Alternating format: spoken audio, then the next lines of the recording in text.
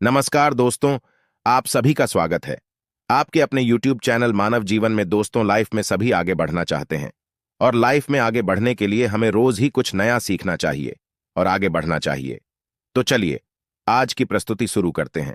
श्री शिवाय नमस्तुभयम। दोस्तों, आप सभी लोग जानते हैं कि 4 दिसंबर 2024 यानी बुधवार को पड़ रही है मार्गशीर्ष महीने की विनायक चतुर्थी तिथि। और दोस्तों, यह वह विनायक चतुर्थी तिथि है जो मार्गशीर्ष महीने में पड़ने वाली सबसे बड़ी तिथि है, क्योंकि यह बुधवार के दिन पड़ रही है और इसका बहुत ही बड़ा और विशेष महत्व होता है। पूज्य गुरु जी ने कहा है कि अगर कभी भी मौका लग जाए और मार्गशीर्ष महीने की बुधवार विनायक चतुर्थी तिथि को पड़ जाए तो आप लोगों को 3 हरा मूंग वाला उपाय तो अवश्य ही करना चाहिए।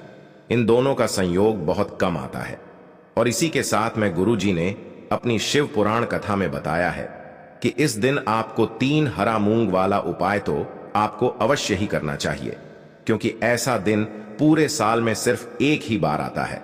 और दोस्तों, आप सभी लोग जानते हो कि विनायक चतुर्थी तिथि का अगर सबसे बड़ा कोई उपाय है तो 3 हरा मूंग वाला उपाय है। तो दोस्तों, इस बुधवार विनायक चतुर्थी तिथि के दिन आप लोगों को इस 3 हरा मूंग वाला उपाय को जरूर करना है। बहुत सारे लोग होंगे जिन लोगों ने इस उपाय को ना किया हो, मतलब पूरा साल निकल गया, उन्होंने किसी भी दिन इस 3 हरा मूंग वाला उपाय को ना किया हो। पर दोस्तों, आपके पास एक आखिरी मौका बचा हुआ है जो कि 4 दिसंबर बुधवार के दिन है। तो इस दिन आप लोगों को इस वाले उपाय को जरूर कर लेना है।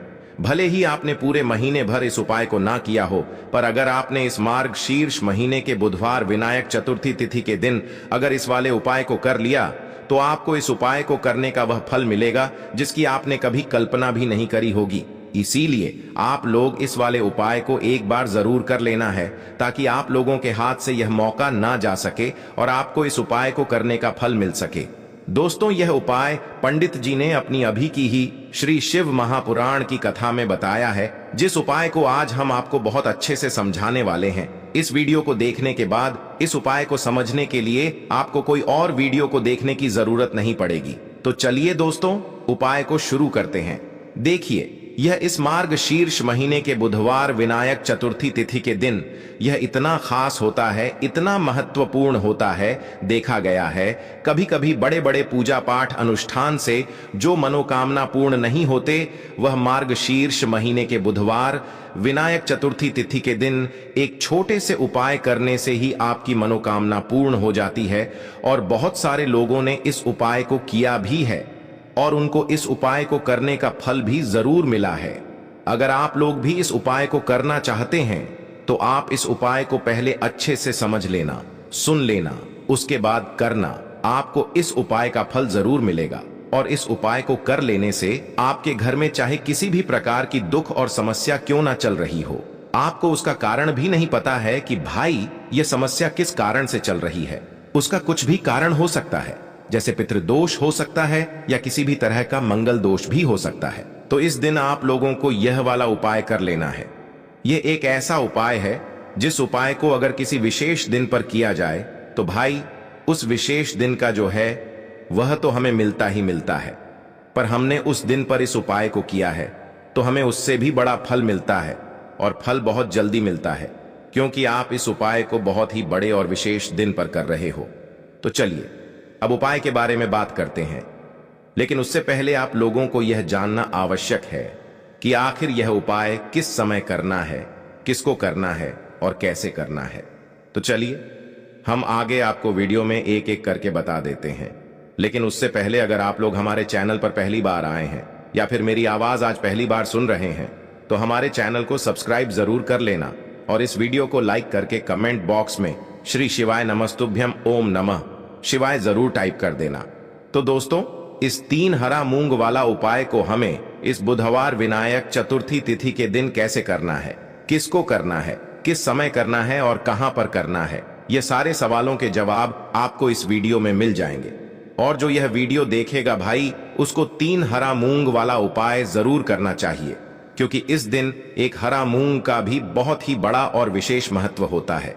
और जब बात आ जाए 3 हरा मूंग वाला उपाय की, तो यह सोने पर सुहागा वाली बात हो जाती है और यह एक बहुत ही बड़ा उपाय हो जाता है इस बुधवार विनायक चतुर्थी तिथि का। तो अब दोस्तों, इस 3 हरा मूंग वाला उपाय को आखिर करना किसको है? सबसे पहले हम लोग वह बात जान लेते हैं। तो देखो, घर की जो बड़ी माताएं बहनें होती हैं, उन माताओं बहनों में से कोई भी एक बड़ी माता बहन इस वाले उपाय को कर सकती है। और दोस्तों, अगर आप चाहे तो अपने घर में से सभी सदस्यों को भी इस उपाय को करवा सकते हैं।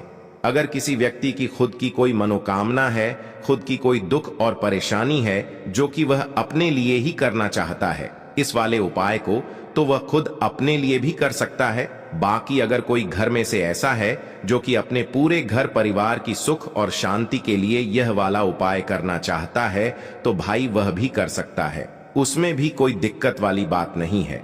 कहने का मतलब यह है कि इस उपाय को हर एक सदस्य भी कर सकता है और पूरे घर परिवार के सदस्य के लिए घर की बड़ी माताओं बहनों में से कोई एक माता बहन भी कर सकती है। माताएं बहनें अगर घर में उपस्थित ना हो या वह यह वाला उपाय ना कर पा रही हो, तो फिर घर का कोई बड़ा सदस्य भी इस 3 हरा मूंग वाला उपाय को कर सकता है, चाहे फिर वह पुरुष ही क्यों ना हो, उसमें कोई भी दिक्कत वाली बात नहीं है। अब दोस्तों, जो अगला प्रश्न निकल कर आता है वह यह आता है इस उपाय को लेकर कि आखिर इस उपाय को हमें किस समय करना है, सुबह के समय करना है कि शाम के समय करना है? तो देखो, इस वाले उपाय को आप लोग सुबह के समय भी कर सकते हो और शाम के समय प्रदोष काल में भी कर सकते हो। अब अगर आप पूछो कि भाई सबसे उत्तम समय कौन सा रहेगा इस 3 हरा मूंग वाला उपाय को करने का, तो हम आपसे बस यही कहेंगे कि इस उपाय को आप सुबह के समय करेंगे तो ज्यादा बेहतर होगा। बाकी अगर प्रदोष काल शाम के समय भी करेंगे तो भी अच्छा होगा, उसमें कोई भी दिक्कत वाली बात नहीं है। तो अब दोस्तों, जो अगली सबसे बड़ी और महत्वपूर्ण बात आती है वह यह आती है कि सुबह अगर हम उपाय को करेंगे तो हमें कितने बजे से लेकर कितने बजे तक के बीच में करना है, और शाम के समय प्रदोष काल में करेंगे तो हमें कितने बजे से लेकर कितने बजे के बीच में करना है। तो देखो, सुबह जितनी जल्दी हो सके आप उपाय को करने की कोशिश करना। बाकी अगर किसी कारणवश लेट भी हो जाओ, थोड़ी देर भी हो जाए, तो 10 या 11 बजे तक भी आप उपाय कर लेना, पर 12 बजे से ज्यादा देरी ना हो, ठीक है? इस बात का ध्यान रखना। उसके बाद में दोस्तों, अगर शाम के समय प्रदोष काल की बात करें, प्रदोष काल का जो समय होता है वो शाम के 6 बजे से शुरू हो जाता है। मतलब शाम के 6 बजे से लेकर 7 बजे के बीच का जो समय होता है, ये समय प्रदोष काल का समय होता है। तो आप इस उपाय को 7 या 8 बजे के बीच में भी कर सकते हो। मतलब शाम के 6 बजे से रात 8 बजे के बीच में आप कभी भी इस वाले उपाय को कर सकते हो, उसमें कोई भी दिक्कत वाली बात नहीं है। चलिए दोस्तों, जान लेते हैं गुरुजी द्वारा बताए गए पहले खास और विशेष उपाय के बारे में, जो आपकी किसी भी प्रकार की मनोकामना को परिपूर्ण करने के लिए बहुत ही अचूक सिद्ध होने वाला है। देखिए, इस उपाय के लिए आपको एक लोटा शुद्ध जल लेना होगा। तांबे के पात्र के अंदर यह जो जल है विशेषकर आपको अपने घर से ही लेना है। फिर इसी के साथ में आपको लेना होगा मात्र एक चावल यानी कि अक्षत का दाना। चावल का दाना कहीं से भी टूटा हुआ खंडित नहीं होना चाहिए। और इसी के साथ में आपको लेना होगा मात्र एक प्यारी सी बेलपत्र। यदि आपको नहीं मिल पाए तो आप शिवलिंग पर चढ़ी हुई बेलपत्र को पुनः शुद्ध जल से धो करके उपयोग कर सकते हैं।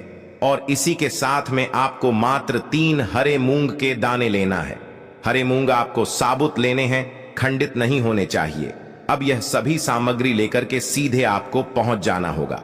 भगवान शिव के मंदिर में पूज्य गुरुजी ने बताया है कि यह उपाय आप सुबह से लेकर के शाम तक किसी भी समय कर सकते हैं। देखिए, सबसे पहले तो आपके पास जो 3 हरे मूंग के दाने हैं, उनमें से जो पहला हरा मूंग है शिवलिंग के सामने जो नंदी महाविराजमान रहते हैं और उनका जो पैर उठा हुआ होता है, वहां पर आपको यह पहला हरा मूंग समर्पित कर देना है। और आपको श्री शिवाय नमस्तुभयम या फिर ओम नमः शिवाय इस मंत्र का जाप कर लेना है। अब दोस्तों, दूसरा जो हरा मूंग है, इसे आपको शिवलिंग पर जहां गणेश जी का स्थान होता है वहां पर यह दूसरा आराम मूंग आपको समर्पित कर देना है। देखिए, शिवलिंग पर दाहिने तरफ यानी कि सीधे तरफ गणेश जी का स्थान होता है, तो वहीं पर आपको दूसरा हरा मूंग समर्पित करना है और आपको श्री गणेशाय नमः या फिर ओम गण गणपते नमः इस मंत्र का जाप कर लेना है। अब दोस्तों, तीसरा जो हरा मूंग है उसे आपको उस जल के पात्र के अंदर डाल लेना है। अब देखिए दोस्तों, आपके पास जो एक चावल का दाना है उसे आपको भगवान शिव के शिवलिंग पर अर्पित कर देना है। आपके जीवन में जो भी समस्या चल रही है उन्हें दूर करने के लिए प्रार्थना करते हुए।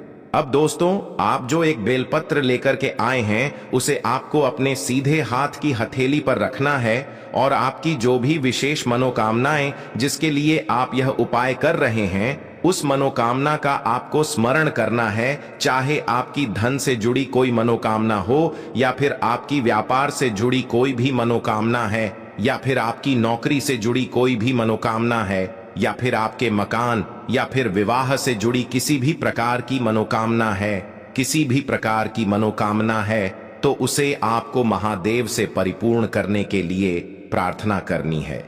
और यह एक बेलपत्र भी आपको भगवान शिव के शिवलिंग पर अर्पित कर देनी है। देखिए, बेलपत्र की चिकनी साइड शिवलिंग से स्पर्श होगी, इसकी डंडी जलाधारी की ओर रहेगी। इस प्रकार से आपको बेलपत्र समर्पित करनी है।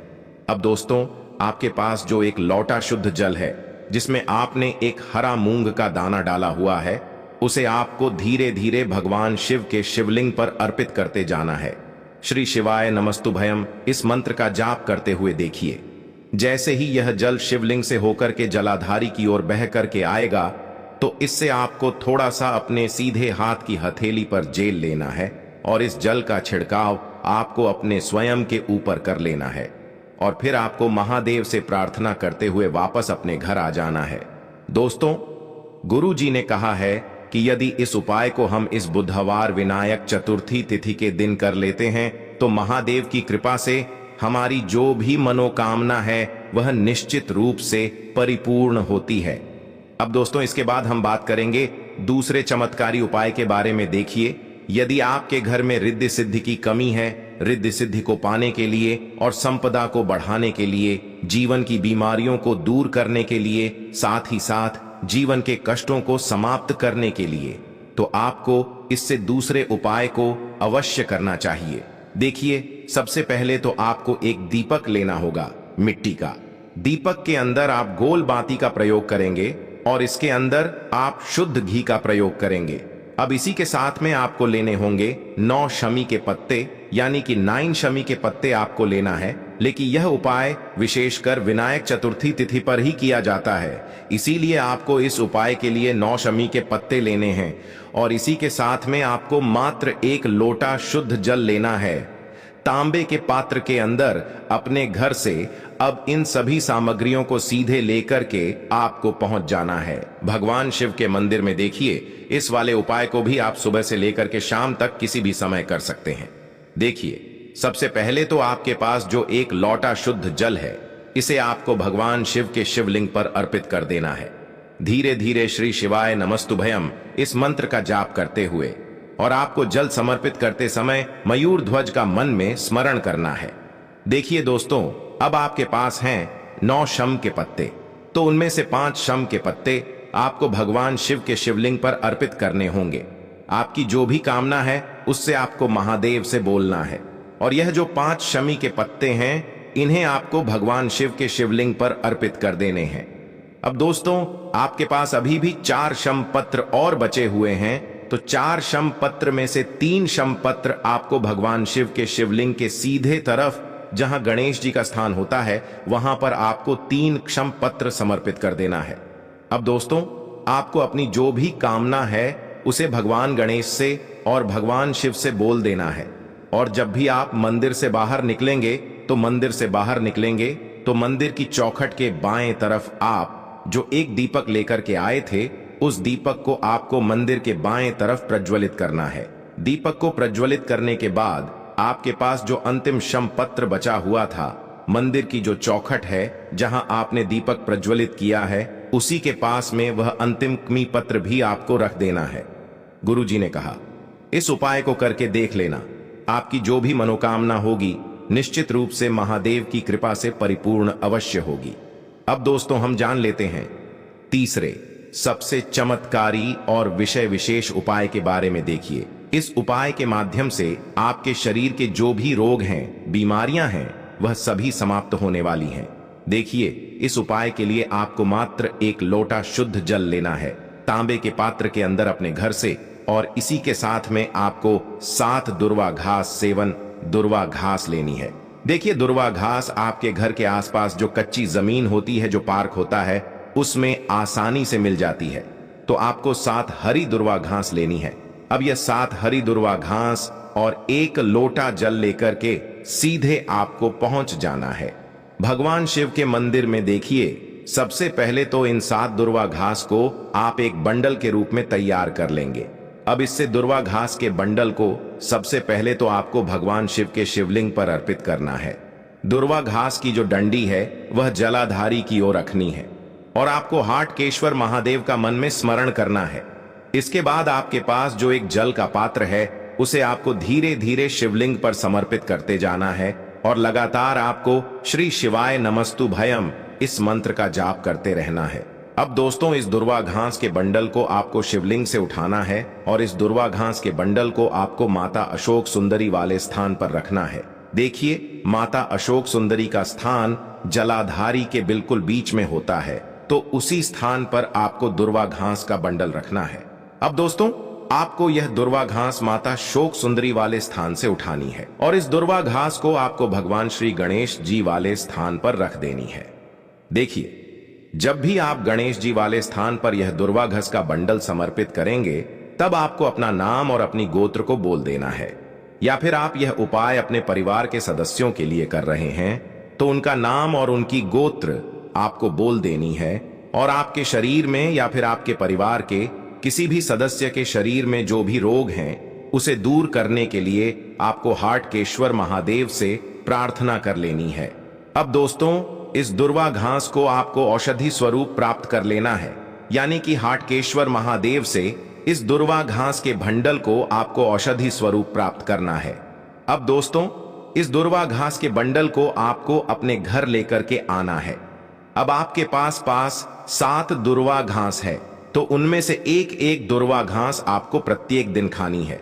देखिए, आपको यह जो दुर्वा घास है 7 दिनों तक खानी है, यानी कि 7 दुर्वा घास है तो एक एक दिन आपको सुबह सुबह में खानी है और हाटकेश्वर महादेव का आपको मन में स्मरण करते रहना है। पूज्य गुरु जी ने कहा है कि जो भी व्यक्ति इस प्रकार से यह उपाय करता है, उसके शरीर में किसी भी प्रकार का रोग है तो वह हाटकेश्वर महादेव की कृपा से बहुत ही शीघ्रता से समाप्त होने लगता है। तो दोस्तों, यह थे पूज्य गुरु जी द्वारा बताए गए कुछ बहुत ही खास उपाय। आज के लिए बस इतना ही इस वीडियो में दी गई जानकारी। अगर आपको अच्छी लगी हो तो प्लीज हमारे चैनल मानव जीवन को सब्सक्राइब करें, लाइक करें और हमारे वीडियो में अंत तक बने रहने के लिए धन्यवाद।